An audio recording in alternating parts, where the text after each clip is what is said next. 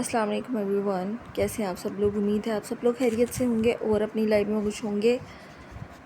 तो आज का जो मेरा टॉपिक है that is about Pakistan studies, और इसके अंदर मैं जो चैप्टर कवर करूँगी that is the civilisations, ancient civilisations.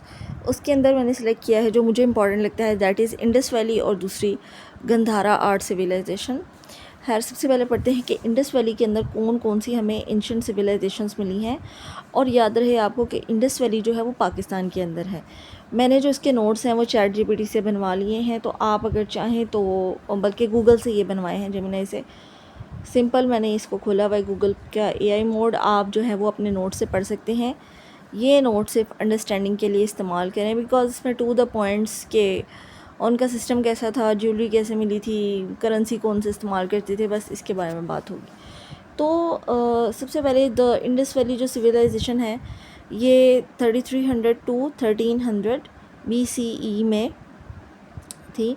दुनिया की सबसे ओल्डेस्ट और जो मोस्ट एडवांस्ड एज है ना, जिसको ब्रॉन्ज एज भी कहा जाता है, ब्रॉन्ज एज सोसाइटीज़, तो उनमें से एक है कि जब मतलब सबसे ओल्ड सिविलाइजेशन में जब कत्लो गारत थी एंड ऑल दैट, तो उसमें जो सिविलाइज्ड एक जो सोसाइटी है ना जिसकी मिसाल दी जा सकती है, जहाँ पर लोग अमन से रहते थे, तो वो उनको ब्रॉन्ज एज सोसाइटी कहा जाता है। तो it was centred around the fertile Indus river plains of modern day Pakistan. अब ये देखें, इंडस रिवर के बिल्कुल पास ये सोसाइटी थी। तो पुराने ज़माने में जो अच्छी सोसाइटी समझी जाती ना, जो आइडियल जगह समझी जाती थी, वो पानी के पास समझी जाती थी, जहाँ पर आपका रोज़गार है या जहाँ से आपको जो है वो पानी को ज़िंदगी समझा जाता है हमेशा से ही, कि कुछ भी है ना, अगर पानी खुश्क हो गया मतलब कि सोसाइटी भी ख़त्म हो गई है। ये तब का जो है ना सीन हुआ करता था। तो that is near the Indus river के ऊपर था, और it was distinguished by an unparalleled emphasis of an urban planning, standardised weights, public hygiene and prosperous trade networks. अब उस टाइम पे भी, पुराने दौर में भी, इतना अच्छा इन्होंने सिस्टम बनाया हुआ था, सफाई सुथराई का इतनी प्लानिंग की हुई थी, इतना कमाल का इनका मैथमेटिक्स, इतना कमाल का इनका आप कह लें आर्किटेक्चर, और जो इनकी ट्रेड के जो नेटवर्क्स थे वो बहुत ही प्रेज़ किए जाते हैं। अच्छा, नेक्स्ट आप देखें कि इन एकेडमिक और archaeological studies, particularly those foundation to regional curricula like Pakistan studies civilization is heavily defined by the following characteristics। अच्छा, अब आर्कियोलॉजिकल स्टडीज़ के अकॉर्डिंग और पाक स्टडीज़ के अकॉर्डिंग इन सिविलाइजेशंस को दो हिस्सों में तकसीम किया जाता है। यहाँ पर जो है ना मोहिंजोदड़ो सोसाइटी जो है वो सिंध में एक ऐसी सोसाइटी मिली थी, सेम ऐसी सोसाइटी, और दूसरी जो है ना वो हड़प्पा में है, वो पंजाब के अंदर सोसाइटी है। तो दोनों सोसाइटीज़ के जो है ना वो सेम तकरीबन चीज़ें मिली थी, और इनके अंदर मिली थी एडवांस्ड अर्बन प्लानिंग। जैसे शहरी निज़ाम होता है ना, जैसे स्ट्रिक्ट ग्रिड सिस्टम्स, बाकायदा घर बने हुए हैं, जैसे लोग फैमिली सिस्टम में रहते हैं, घर बना के रहते हैं, एक फैमिली होती है, हस्बैंड वाइफ होते हैं, फिर आगे से उनके बच्चे होते हैं। बाकायदा उस तरह का एक सिस्टम था कि सबके मतलब एक घर है, उसमें भी कमरे भी मिले थे, फिर उन सबके प्राइवेट वॉशरूम्स, ठीक है, स्ट्रक्चर्ड यूनिफॉर्म, यानी कि सब घर एक जैसे बने हुए हैं, ये भी था। यूनिफॉर्म मीन्स एक जैसे घर, और क्लीन फायर्ड ब्रिक्स, ठीक है, पकी हुई ईंटों के घर थे। फिर उसके अंदर दूसरी इसकी करेक्टरिस्टिक्स हम पढ़े हैं ना कि इसके अंदर क्या क्या हमने फाइंड आउट किया इस सोसाइटी से, मोहिंजोदड़ो और हड़प्पा की सोसाइटी जो है। अच्छा, एक तो एडवांस अर्बन प्लानिंग थी, शहरी निज़ाम था सारा, सोफिस्टिकेटेड सैनिटेशन। अच्छा, civilisation boasted highly developed centralised sewage and drainage system which covered street drains, private indoor bathrooms equipped with early flush toilets. अच्छा, यहाँ पर अजीब बात ये थी कि उस ज़माने में भी इनके पास प्राइवेट इंडोर बाथरूम्स थे, नहाने का इंतज़ाम था सारा, वो हमाम वगैरह वो सब अंदर बने हुए थे। सबके पास प्राइवेट इंडोर बाथरूम मीन्स के हर घर के अपने बाथरूम्स मौजूद थे, ठीक है। हमाम उस टाइम पे उसको बोलते थे, अभी बोलते हैं कि जहाँ पर सिर्फ नहाया जाता है। तो प्राइवेट बाथरूम्स थे, बैतुल खला सब इनके अंदर बने हुए थे। जो हम अगर दूसरी सोसाइटी से इनका कंपैरिजन करते हैं ना, ग्रीक सोसाइटी से, रोमन से, यूरोप में, तो वहाँ पर कुछ किंग्स ऐसे भी थे जिन्होंने आम लोगों को अलाउ ही नहीं किया हुआ था कि वो अपने प्राइवेट बाथरूम्स बनाए। उनके लिए ओपन स्पेस में वो जगह बनाई होती थी, वहीं पर वो जो है ना वो अपना फीसिस वगैरह डिस्पोज़ करते थे। तो ये एक बहुत ही अजीब सी बात थी, बहुत ही सोफिस्टिकेटेड, इतनी अच्छी सोसाइटी फाइंड आउट होना जो कि आज के दौर से बिल्कुल मैच करती है। तो ये एक बहुत बड़ी बात थी कि उनका जो ड्रेनेज का सिस्टम है ना, पानी का निज़ाम, के अंदर से गंदा पानी कहाँ जाएगा, साफ़ पानी किस तरह से अंदर जाएगा, ये भी सारा निज़ाम उन्होंने बनाया हुआ था। और ये बड़ी हैरत की बात थी। और इसी के साथ साथ इनका जो है ना वो एक वेंटिलेशन का भी सिस्टम इन्होंने अंदर ऐड किया हुआ था। और घर के अंदर जो बर्तन वगैरह हैं इनके, अभी उनके बारे में बात होगी, बर्तन वगैरह भी इनके बड़े मिले थे, बिल्कुल इस तरह जिस तरह आज हम खाने के इस्तेमाल करते हैं। तांबे के बर्तन भी इस्तेमाल करते थे और दूसरा मिट्टी के बर्तन भी इस्तेमाल करते थे, और मिट्टी के बर्तनों से ही इन्होंने खिलौने वगैरह बनाए हुए थे। अच्छा, नेक्स्ट है हमारे पास ट्रेड एंड इकोनॉमी।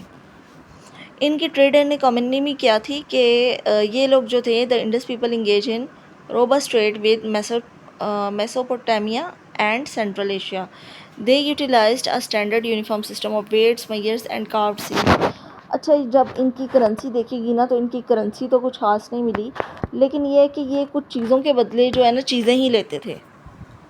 यानी कि इनका वो रुपए और करेंसी वाला सिस्टम जो है वो नहीं मिला था। रुपए के बदले यानी कि चीज़ों के बदले ये चीज़ें ही लेते थे। वेट्स और मेयर्स और कार्व्ड सील्स कुछ मिली थी जिनकी वजह से ये ट्रेड करते थे। फिर इनका गवर्नेंस एंड सोसाइटी, इनकी भाई गवर्नमेंट क्या थी, इनका पॉलिटिकल सिस्टम क्या था। तो इजिप्ट और मेसोपोटामिया की तरह, क्योंकि उस टाइम इजिप्ट और मेसोपोटामिया भी मौजूद था और उनका एक अलग सिस्टम था, तो इनकी तरह जो है ना कोई इनके ना शाही महल भी नहीं थे, नो ग्रैंड पैलेसेस और रॉयल टाउन्स भी नहीं थे, ऐसा कुछ भी नहीं वहाँ पे मिला। तो study suggest a highly organise society और city state system govern by civic leaders, merchant guilds और priest rather than absolute monarchs. यानी कि एब्सोलूट मोनार्क होता है कि एक जो बहुत अमीर इंसान होता है ना, वो ज़बरदस्ती सबका जो है ना वो राजा बन जाता है। अब वो जो रूल सेट करेगा ना वही सबने फॉलो करने हैं, ठीक है। तो इजिप्ट में और मेसोपोटामिया में तो ये था, लेकिन ये हड़प्पा में और मोहनजोदड़ो में ऐसा नहीं था, सब लोग मिलके रहते थे। और यहाँ पे कोई हाईली इंटेलेक्चुअल सिविक लीडर्स थे, और जो ताजिर थे या जो इनके प्रीस्ट होंगे, प्रीस्ट होते हैं एक किसी भी जो जैसे आप कहने कोई आलम फाजल कोई स्कॉलर होता है, किसी भी रिलीजियस स्कॉलर को बोलते हैं प्रीस्ट। तो जैसे वो ये चर्च में होते हैं फादर, ठीक है, उनको भी प्रीस्ट बोलते हैं, जो कि तबलीग का काम करते हैं। तो इनके जो प्रीस्ट होते थे, ठीक है, जो मज़हब से ज़्यादा करीब होते थे वो लोग चलाते थे, या मर्चेंट्स होते थे, या फिर सिविक लीडर्स इनका ये सिस्टम चलाते थे। फिर कल्चर और आर्ट्स क्या थी इनकी, इनका कल्चर किस तरह का था। Artefacts uncovered include the famous statue of the dancing girl, terracotta toys, intricate jewellery. अच्छा, यहाँ पे डांसिंग गर्ल का एक स्टैचू मिला है जो कि बहुत फेमस है, और वो आर्टिफैक्ट्स में भी पड़ा हुआ है म्यूज़ियम में। फिर टेराकोटा के टॉयज़ मिले हैं एंड इंट्रिकेट ज्वेलरी। और सिविलाइजेशन जो है ना वो उसने अपनी पिक्टोग्राफिक रिटन स्क्रिप्ट है इनकी। अच्छा, इनकी विच रिमेन्स लार्जली अनडेसिफर्ड। अच्छा, इनकी ना अपनी एक वो लैंग्वेज थी, लैंग्वेज इनकी मिली है जो पिक्टोग्राफिक फॉर्म में है। पिक्टोग्राफिक फॉर्म होती है कि पिक्टोग्राफिक फॉर्म स्क्रिप्ट होती है, जैसे इजिप्ट की आप देख लें कि छोटी छोटी पिक्चर्स के थ्रू आपको स्टोरीज़ बताई हुई हैं, ठीक है। तो इसी तरह से पिक्चर्स की फॉर्म के अंदर ही इनकी स्क्रिप्ट लिखी हुई थी। जैसे हमारे वर्ड्स होते हैं ना, उनके इस तरह के वर्ड्स नहीं थे, इनकी जो स्क्रिप्ट थी यानी कि वर्ड्स और पिक्चर्स का मजमूआ था। सबसे पहले जब एवोल्यूशन हुई थी ना वर्ड्स की और लैंग्वेज की, तो पहले हम क्या करते थे कि पहले हम पिक्चर्स टैबलेट्स के ऊपर, जो पुराना इंसान था ना वो टैबलेट्स बनाते थे इसके स्टोन के ऊपर, ठीक है, पत्तों के ऊपर लिख के जो है वो एक्सचेंज करते थे। तो लेकिन उसके बाद क्या हुआ कि हम उसके ऊपर जो है वो सिंबल्स बनाने लग गए। फिर मैच्योर फॉर्म ऑफ सिंबल्स क्या आ गई, ठीक है, आहिस्ता आहिस्ता उसकी जगह हिंट्स चलने लग गए, ठीक है। मैच्योर फॉर्म ऑफ सिंबल्स जो हैं वो फिर वर्ड्स बन गए, और फिर वर्ड्स का कम्बिनेशन बन के ये लैंग्वेज बन गया। तो जो प्रिमिटिव फॉर्म है ना वो यही है कि आप पिक्चर्स के थ्रू जो है बातचीत शेयर कर सकें इशारों के थ्रू, डिफरेंट कोड्स के थ्रू। तो इसी तरह से उनके ऊपर जो टैबलेट्स मिले थे उनके ऊपर एनिमल्स की फ़ोटोज़, किससे बात करनी है तो इंसान की फ़ोटो, इस तरह से करके उन्होंने पिक्टोग्राफिक जो है रिटन स्क्रिप्ट उनकी मिली थी, तो जिसके थ्रू वो बातचीत करते थे। तो ये है कुछ हड़प्पा और मोहनजोदड़ो की जो सिविलाइजेशन है, जिसकी पिक्चर कुछ इस तरह से है। ये बिल्कुल आपको साइड पे शो हो रही होगी, ठीक है। इस तरह से इसकी ये पिक्चर है। आपने ये पिक्चर देखी भी होगी पाक स्टडीज़ के स्टूडेंट्स ने, क्योंकि ये दब गई हुई थी ना सोसाइटीज़, तो हिस्टोरियंस जो हैं उन्होंने इसको इनकार्व करके निकाला है, ठीक है।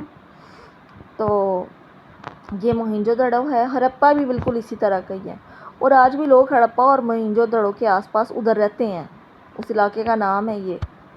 तो वहाँ पर आज भी उधर की स्पेशल ज्वेलरी वगैरह बनती है एंड ऑल दैट।